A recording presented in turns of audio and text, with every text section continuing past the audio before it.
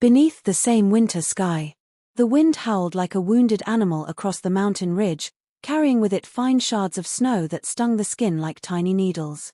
The storm had been brewing all day, the sky growing heavier with each passing hour until the first flakes began to drift lazily, deceptively harmless. Now, as evening descended, the snow came fast and relentless, blanketing the world in a cold, merciless silence. It was supposed to be a quick trip, 2 days at most. Yet here they were, stranded, the narrow road back to the city swallowed by white. The cabin was small, rustic, and smelled faintly of cedar. A single fireplace crackled in the corner, struggling to warm the drafty space. Outside, the wind rattled the shutters as though demanding to be let in. Inside, 2 people sat in tense, wordless stillness. Lena wrapped her arms tightly around herself, not entirely because of the cold.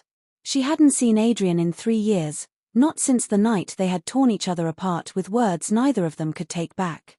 She hadn't expected to see him here, of all places, when she'd arrived for a winter photography retreat.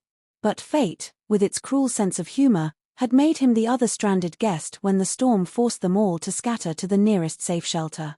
Now they shared the same air, the same roof, and the same unspoken history. Adrian sat at the small wooden table, his broad shoulders hunched forward as he pretended to study a map he didn't need. His hair was longer than she remembered, and a shadow of stubble lined his jaw. He looked tired, but not in the way that came from lack of sleep. No, this was a deeper weariness, the kind that came from carrying a weight too long. "You can take the bed," he said finally, not looking up. "I'll take the couch." "I'm fine on the couch," Lena replied quickly, her voice sharper than intended. He lifted his gaze then, his eyes locking on hers. For a moment, neither of them moved.